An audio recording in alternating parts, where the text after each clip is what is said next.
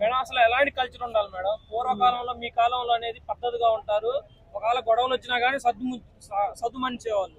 కానీ ఇప్పుడు ఏంటంటే పేరెంట్స్ ఎంకరేజ్ చేసి విడిపోవడానికి కొంతమంది వరకు కారణం అవుతున్నారు కదా, దాని గురించి మీరేం చెప్తారు? పేరెంట్స్ ఎంకరేజ్మెంట్ పక్కన పెడితే ఫస్ట్ వీళ్ళిద్దరు చేసిన చాట్లు వీళ్ళిద్దరు రూమ్ లో చేసుకుని ఇక్రూస్ చాట్లు అవి చెప్పరు.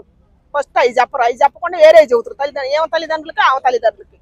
దాని వల్లనే ఇది జరిగేది. ఇదంతా అసలు జరిగిన నిజం చెబితే ఇద్దరు మీద రాదుగా, ఇద్దరు విడిపోరుగా, అవి చెప్పరుగా, అవి ఆడి చెబుతారు. అది జరిగేది. అంటే మీ కాలంలో ఎలా ఉండేవాళ్ళు మేడం, ఇప్పుడు ఎలా ఉండేవాళ్ళు? మా కాలంలో చెప్పినా కూడా ఇప్పుడు ఏదైనా చిన్న గొడవ వచ్చినా కూడా నలుగురు పెద్ద మనుషులు కూడి సర్ది చెప్పారు. ఇవాళ సర్ది చెబితే ఏంటారు, ముందర అసలు పెద్ద మనుషులు కాడికి వస్తారా లేకపోతే పోలీస్ స్టేషన్కి పోతారు.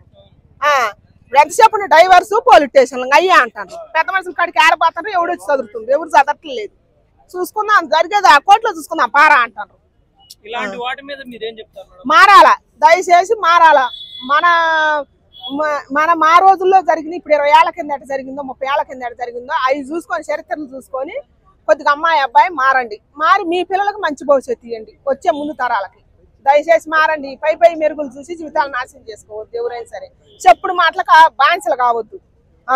తిరుగుడికి చెప్పుడు మాటలకి దేశాలకు బానిసలయ్యి జీవితాలు నాశనం చేసుకోకాక, మీ జీవితాలు నాశనం చేసుకోకాక, కుటుంబ విలువలు పాడు చేయకాక ఎవరైనా కానీ. అంటే పల్లెటూరులో ఉండే వాళ్ళు ఇప్పుడు హైదరాబాద్ కు వచ్చి చదువు అనే భ్రమలో పడి కొంతమంది పక్కన వాళ్ళు చెడగొడుతున్నారు కదా అమ్మాయిల్ని, వాళ్ళ మీద మీరేం చెప్తారు?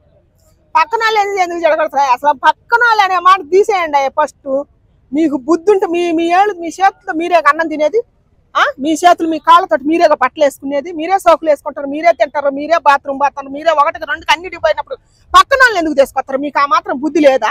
పక్కన వాళ్ళు అంటే మేడం ఇప్పుడు హాస్టల్లో ఉంటారు, పల్లెటూరు నుంచి వచ్చింది, ఇప్పుడు నేర్చుకోవాలనే ఇదంతా ఏమి లేదు. అహంకారం నేర్చుకోవాలి. వాడు అట్లా చేసిన వాడి మీద నేను ఇంకొక మెట్టు ఎక్కాలని, అదే కానీ అంతకు మించి ఏమి లేదు. దాని వల్లనే సమాజం పాడైపోతుంది. అట్లా నేర్చుకోక ఏం చెడిపోయినా చూడకపోతే బాగుపడ్డాను చూడ. రాత్రి మొన్న ఎవరు నేను చూసిన చెల్లిలో కామేశ్ అని ఒక అమ్మాయి అంటే 2 లక్షల జాబ్ వచ్చిందని చెప్పిందంట, నీకు జాబ్ లేదని చెప్పిందంట.